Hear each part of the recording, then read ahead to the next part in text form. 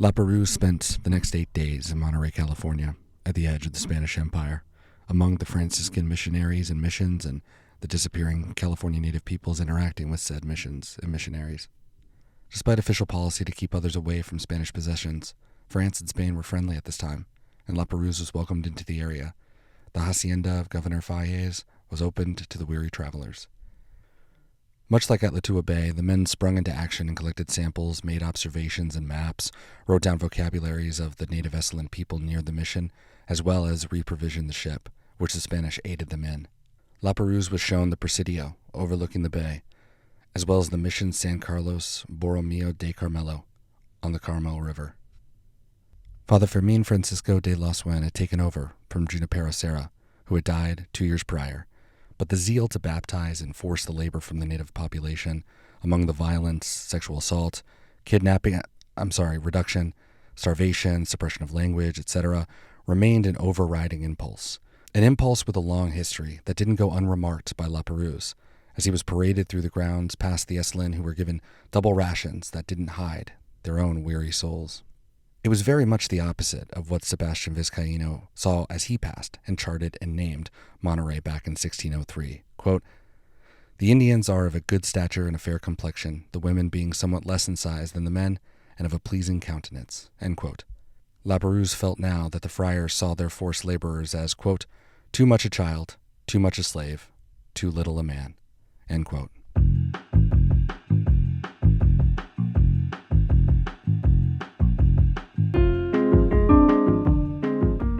Welcome to Expeditions, a podcast around Lewis and Clark.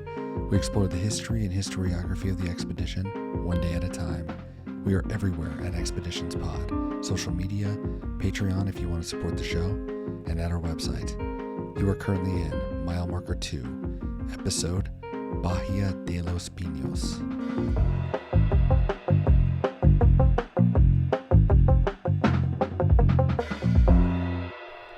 Monterrey was only 16 when Lapérouse arrived. Though the mission moved to Carmel, it was originally established right next to the Presidio in June 1770. As Donald Jackson wrote, California had begun. But of course we know the Spanish have been in the New World, as it was called, since 1492. Columbus was sanctioned by the king and the queen. Velázquez took Florida, Balboa crossed the Isthmus of Panama in 1513. Ponce de León sailed to La Florida. But it was Juan de Grijalva sighting the Mexican coast where the history of the Americas swiftly turned on its axis. Cortez and Pizarro are considered the 1-2 punch, but they were over a decade apart.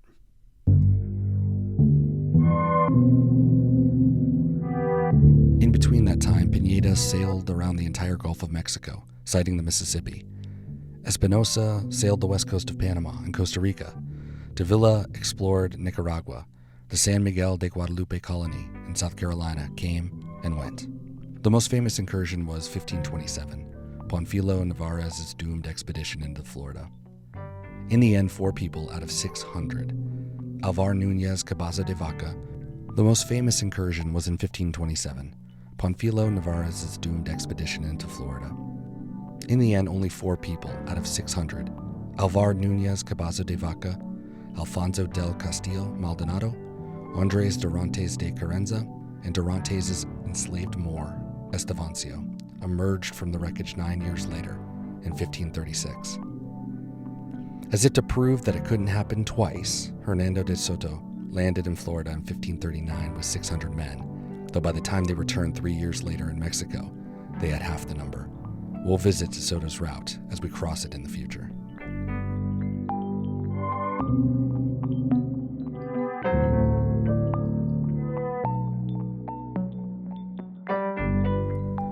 As de Soto was wandering into Georgia and South Carolina, Francisco Vasquez de Coronado was departing on a major overland expedition to explore the northern frontier, searching for the cities of Cibolo, the 7 cities of gold.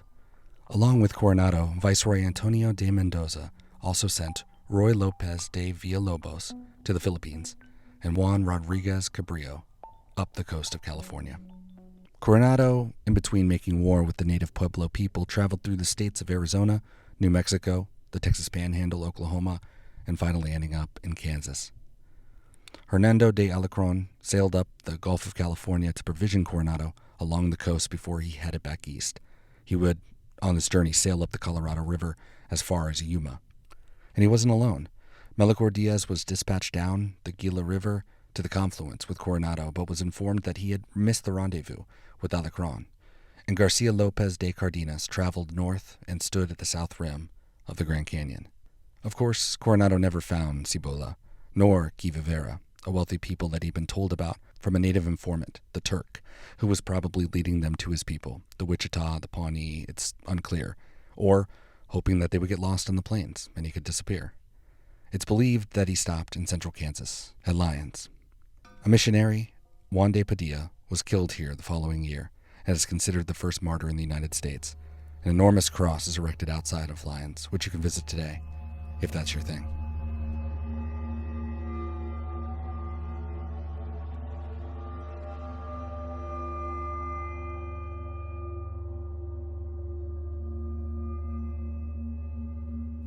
These expeditions set the internal template for roughly a century. The immediate blitzkrieg into the Americas effectively halted on the Little Arkansas with Coronado. The scope of the Spanish Empire, as it was, already beginning its slow decline, would consolidate around the silver mines of Zacatecas and the frontier outposts of Santa Fe in Texas in order to maintain a buffer from the French and the British. Consolidation came slowly and unevenly to the Americas. The Amazon River would be sailed, Quito explored, Chile settled, St. Augustine founded, New Mexico conquered. In order to maintain the buffer, the Spanish looked to the west.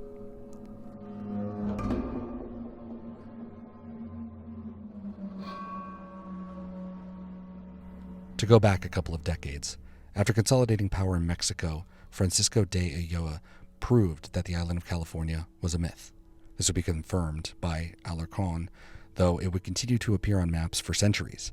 As Donald Jackson writes of Lapérouse, quote, he was highly critical of Spain's policy of secrecy around its American holdings when he called at Spanish ports. He complained that he would never have learned about Monterrey, except for an English edition of the journal of a Spanish explorer, Francisco Moriel, who had sailed the California coast a decade earlier, end quote. Moriel was the pilot for Bruno de Heceta and our old friend from Nootka, Juan Francisco de la Bodega y Quadra, on their 1775 voyage as far north as Sitka Sound. The sound was just south of Litua Bay, where a future Russian colony of New Archangel, which we'll explore later, was established. They'd be the first Europeans to catch a glimpse of what would become known as the Columbia River, though they couldn't penetrate the Bahia de la Asunción, as they called the treacherous Columbia Bar. It was a long 236 years between these events, mainly because the Spanish were confident in their extensive land claims and they didn't feel like they needed to, nor could they really, settle the extensive coast, though the mission era expanded the reach of the state into Northern California.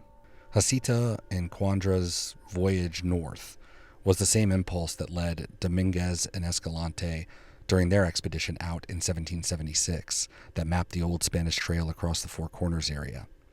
Along with its predecessor in Juan Rivera, these were attempts that connect Santa Fe and the internal provinces to the coastal missions, especially at Monterrey, if not to expand those missions, though time was running out.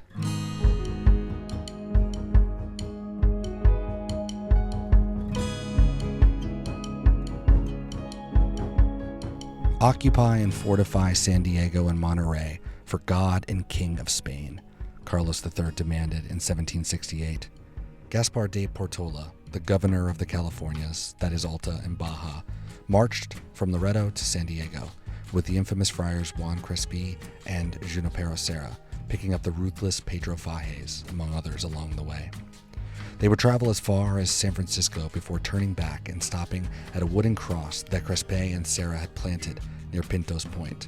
Though the mission moved, it operated in lockstep with the state. Lapérouse, the first non-Spaniard European in California, lamented, quote, a friend to the rights of man rather than theology, I would have wished that there had been joined to the principles of Christianity a way of governing that might gradually have made citizens of men whose conditions at present scarcely differs from that of the Negroes of our colonies. End quote.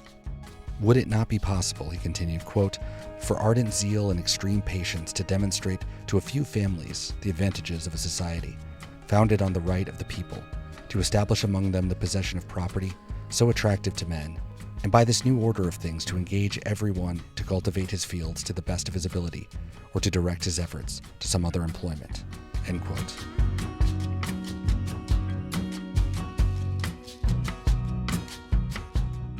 And so it was that Lapérouse and his men observed the protocols that none of them knew were coming to an end, slowly but surely. The missions wouldn't cease their cultural genocide until the First Mexican Republic ended their reign in 1833. With a fully reprovisioned ship, they sailed out of Monterrey Bay on September 22, 1786, due west for 100 days along the island-free galleon route to Asia.